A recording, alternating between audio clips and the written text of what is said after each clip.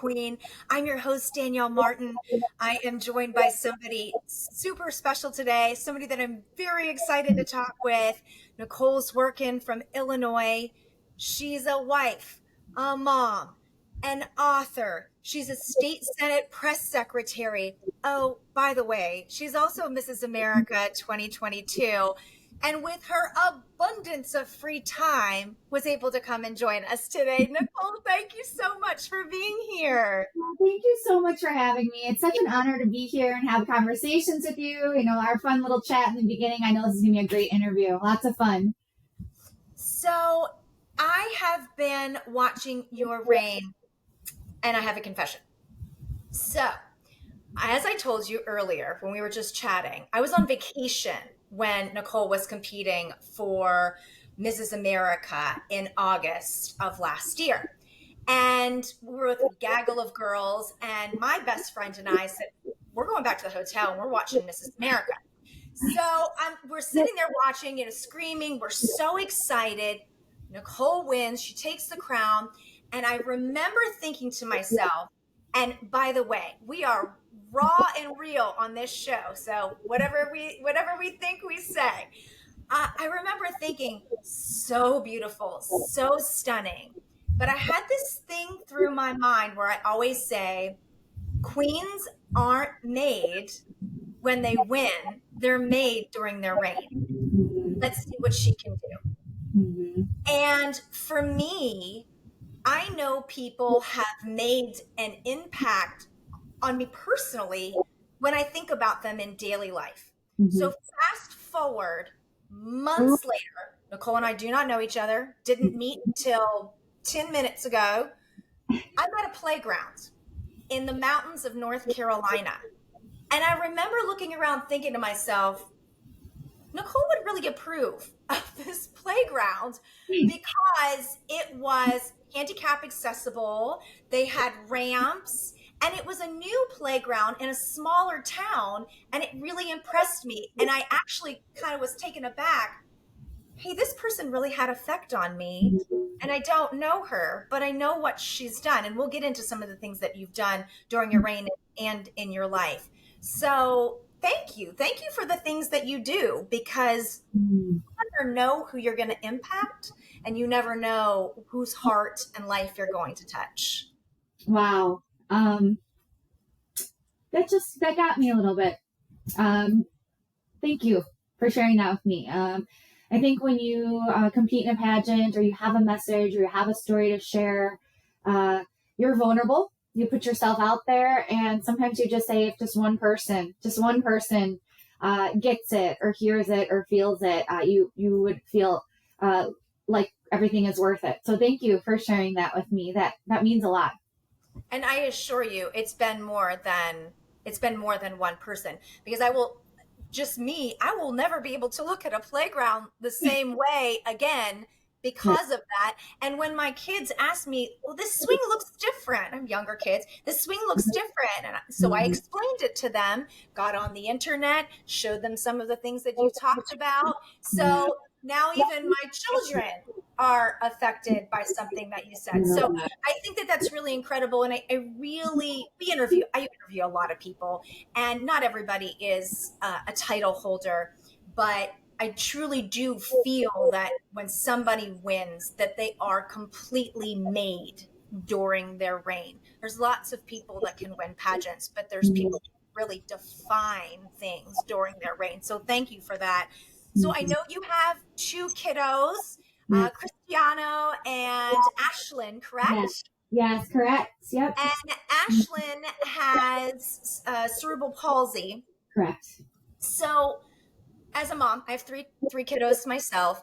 As a mom, and from the people that I have talked to, different people on the show whose children have disabilities or different things that are going on in their life, and we tend to talk about the kids. How does something like that affect mom? Oh gosh, in every way possible. In every way possible you think it may affect a mom, it does. Mind, body, soul. Nobody plans to have a child that is going to live with special needs or a disability, right? So when it happens, you have this moment of, wait, what? Why? And then, okay, you have a choice to stay in that moment of grief, which it's okay to grieve in the beginning. I feel like it's so important to tell mothers that when a pregnancy doesn't go the way that you thought it would, it's okay to grieve that, right? I wish someone would have given me that permission early on because I felt a lot of guilt in the beginning. But then you have a recalibration phase, right? You have this, okay, this is what God meant for me to have. What does this look like for our family? What does this look like for our lives? And what does this look like for your child that you now have been given this gift to raise in a world that's not quite ready for them? So it's heavy. It's definitely heavy. A part of me had this moment when I was driving. I had this epiphany moment where I had to pull over because I got so emotional. I felt seen. I felt seen by God. I felt seen to be given such a special child in this time. I felt very grateful, and I think it changed my perspective of what it was going to be like to be a parent that's going to raise a child with a disability. And I think maintaining that gift of a perspective has really altered our journey and what we do and how we advocate as a family. And I think attitude is a huge factor in, what the outcome tends to be. I have a great friend who has a nonverbal autistic son. She's actually one of the guests on the show. And she talked about that grieving. Yeah. Grieving for what could be, what might be. And she said she sank into this huge depression of, what does the future look like for this child? And exactly what you talked about, she decided to change her mindset. And she said, I then felt like I could accomplish all the things that I could. And instead of looking towards the future as something that was going to be negative, bad, it was uplifting, cheerful. So I do not understand. I have not walked in your shoes, but as a mom, I understand how hard it is when you hurt for your kids, and how important it is as a parent to have a mindset, because it's catchy. Our kids will get onto it as well. They feel it, right? I think we all have connections to our children in very unique ways. And I don't ever want my daughter to think her diagnosis makes me sad, because that's not the case. They say in the beginning, there's this beautiful poem that special needs parents share amongst themselves, and it's called Welcome to Holland. And it's basically this poem about how you plan your whole life to go to Italy. You know everything about Italy. You dress for Italy, you get the map, you know what food you want to get. And then you get off the plane and it says, Welcome to Holland. And you're like, I don't want to go to Holland. I know nothing about Holland, and then you start to get over the shock that you're in Holland, and you start to actually open your eyes and look around, and you see that Holland is just as beautiful as Italy. It's just different. And it's that mentality and that poem that I have to remind myself of on days when it does get hard, because I'd be lying if I didn't say there are some days where I'm just, sitting in my feelings and I feel bad. Maybe for myself, maybe for my family, maybe for Ashlyn, but then I have to snap out of it and be like, God does not make mistakes. And here we are, and we are a unique family. And so it's sometimes, letting yourself just kind of go through those very natural emotions. And for having another child, for anybody that is watching, so you have a child that is special needs, disabled, and then you have another child that is not. Yeah. Talk about how that works, because so Miss Nicole has authored a book in kind of like your son's point of view, about his sister being just like anybody else. So if you can talk a little bit about how it is raising two children that are children are different anyway, but in this particular case, different circumstances, and what led to the book. Yeah, absolutely. I think that really heavily weighed on me, having a child who's 3 years behind, older than Ashlyn. And I started seeing that when we were in the NICU with Ashlyn, my 3-year-old, Cristiano at the time, would be begging to sleep with mommy, or, regressed when it came to potty training. And I started realizing the impact that this would have on his life. And I made a promise to him and to myself that I would make sure that he was involved in this journey in every way possible. But also being aware of the heaviness of this diagnosis that a 3-year-old or an 8-year-old or a 5-year-old doesn't need to carry, right? So it's a fine line of research. It's a fine line of looking and seeing people who have come before you, what worked for them, what didn't.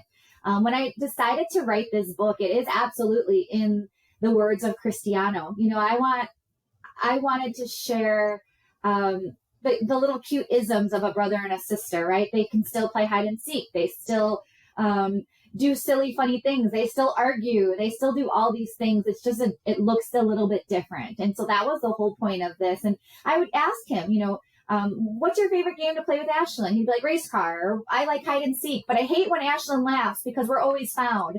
And that's in the book. All of that's in the book. And I think including him in the journey, like, he is part of this family, and we need his support. We need him to be the big brother, but we also want to allow him to be the silly 8-year-old, and so he's in travel baseball, so we lug the family to all these travel games. We lug all the equipment and the wheelchair, and now Ashlyn wants to do dance, so we're going to do that too. So it definitely takes a little bit more effort, but raising a family is effort, right? Some people have 6 kids, some people have 7 kids, some people have 3 kids. None of it's easy, none of it comes with a manual. I agree. Don't we wish that it did sometimes? Oh, yes. The one thing that I think about, though, is I hope that you're extraordinarily proud of yourself, because you're raising an advocate, right? Somebody, and a compassionate person.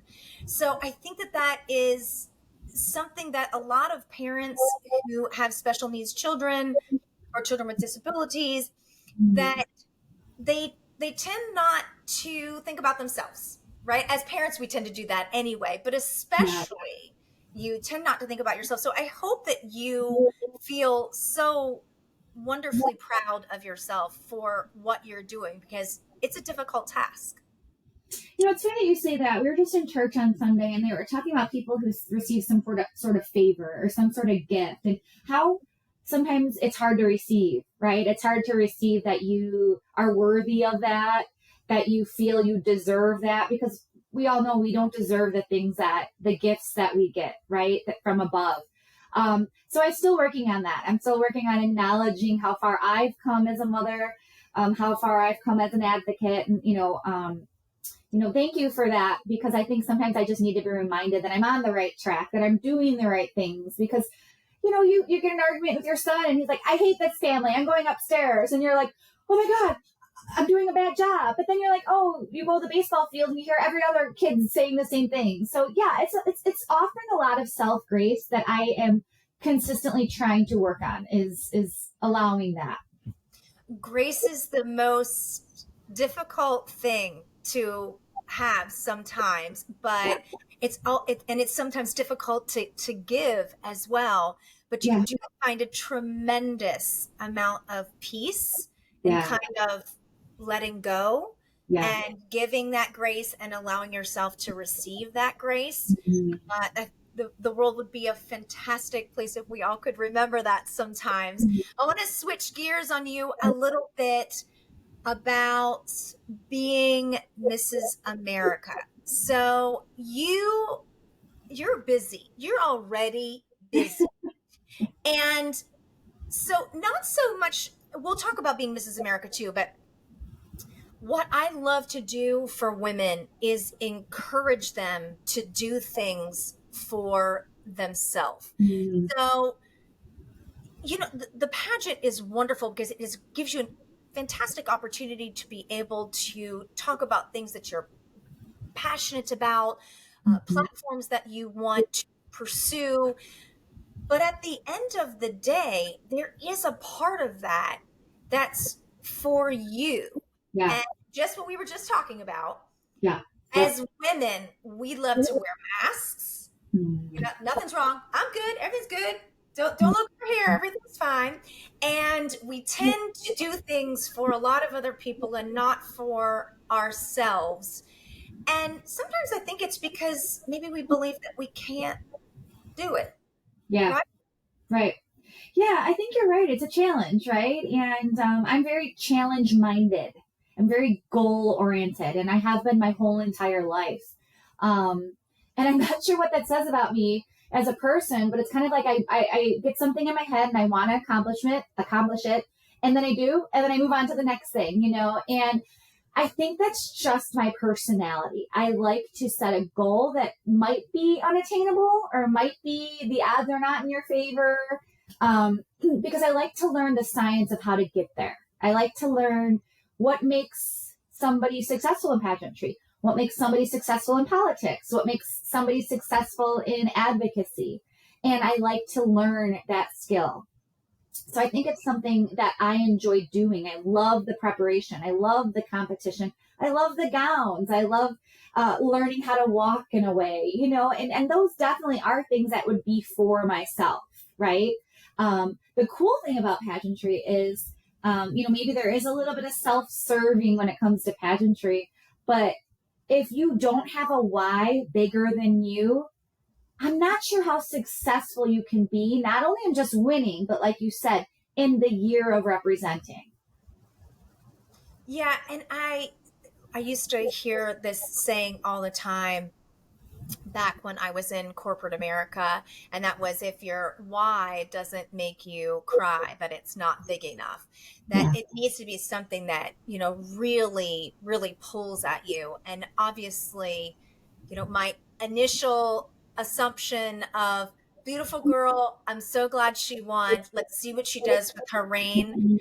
You have definitely proved just to this person and this fan that your why is so strong, and it's showing all over the country. I'm seeing other people talk about some of the things that you're doing and with your book and all of these things, and it's so tremendous the impact that you're making, not just in your state, you know, but all over. And that's so important, and I do hope that you are extremely proud of yourself. So Mrs. America is coming to an end Yeah. soon in August. I know you've had an amazing reign, but tell me one thing that has been your favorite part of your reign so far. Oh my goodness. That is going to be challenging because I see it in so many different aspects. I see a lot of self growth. I see a lot of pain that I'm seeing now turn into purpose. And I think that is so beautiful. There was so much pain in the beginning. Um, and that's such a cool thing to see, right? And the one favorite thing I think I could say in Miss America is that I wanted my family to be a part of this, and I stood true to that. They've come with me to New York Fashion Week. They've come with me to different pageants, you know, book signings, and I wanted to share this with them because if it wasn't for them, I don't think I would be in this situation. And it's so beautiful to see. It's beautiful for me. It's one of the things I think stood out for me the most during your reign is that I would see your kiddos and your husband Yeah. with you going to places, and the thought of I competed when I was younger, you know, back before kids, back before husband, and Yeah. I just competed in May, and the being able to involve everybody was such a cool thing, right? There were so many life lessons to share, so many funny stories to tell, and to be able to bring them along with that journey is fantastic. And I commend you for doing that because you got to show them a different side of you. They know you as mom, Right. right? So they got to see you just mom, you know. Yeah. Yeah. They got to see you in a different light, which Yeah. I think just adds to that learning how to be around people and have compassion and be something bigger than what you think you can ever be. I think the life lessons that you've provided with your kids by bringing them along with you has been invaluable.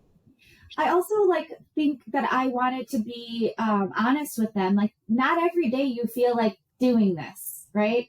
Not every day do you feel like talking to people about the pain or your advocacy, or and I mean, they're also 8 and 5. They act up.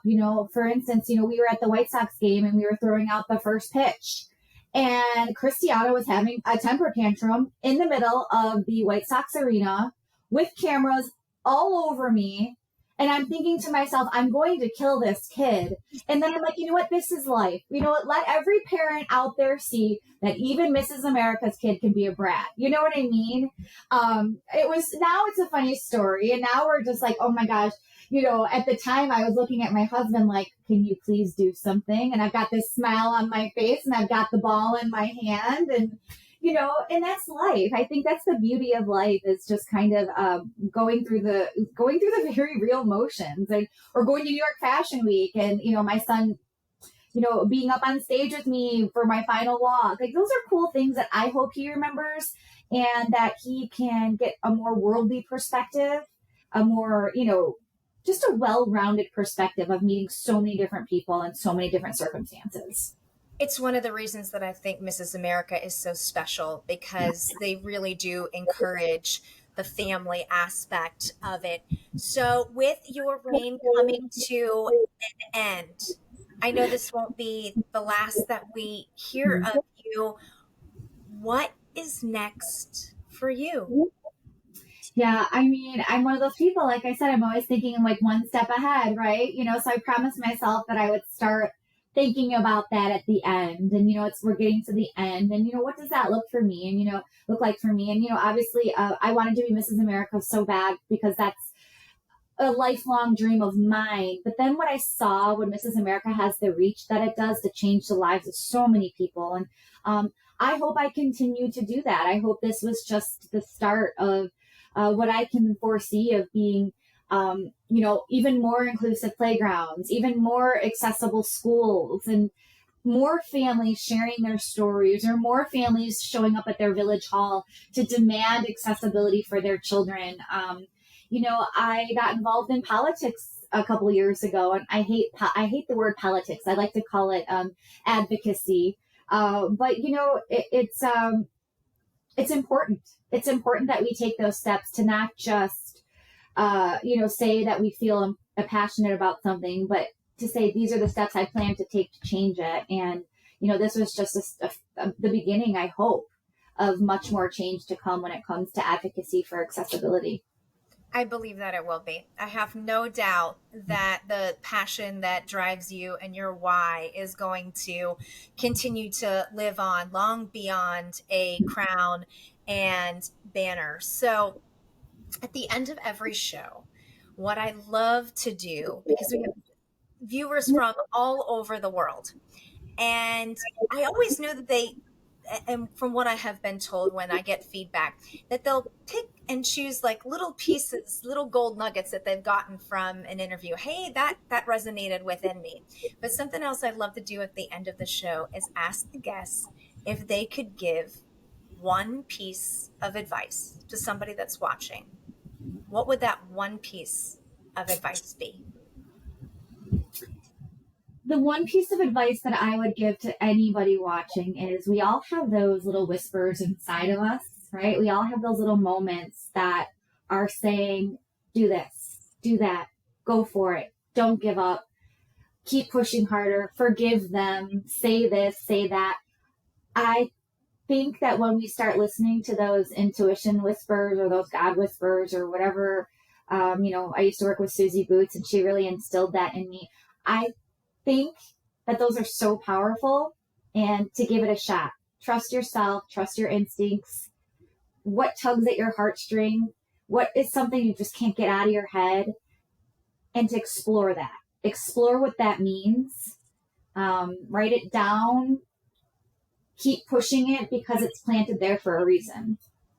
I couldn't agree more. Well, for Nicole and I, for anybody that is watching, we are telling you, if you're getting a little whisper, a little love note from God, Yeah. go for it. Go for it. You only go around in this world one time, and there is nothing worse than the feeling of regret. And the answer to your question will always be no if you don't try. You have to at least try. Nicole, thank you so much. Thank You have you. no idea the impact that you have done in this world. Thank you for being a wife, a mom, an author, working in the government, and for a phenomenal reign as Mrs. America. I really do appreciate all the things that you have done. Thank you. Thank you so much. Thank you. This means a lot to me. And for anybody that's watching, please like and share. It helps us put out content for all of you that we know is going to be relevant. With all of that being said, Nicole, again, thank you so much for being on the show. And this has been Diary of a Queen.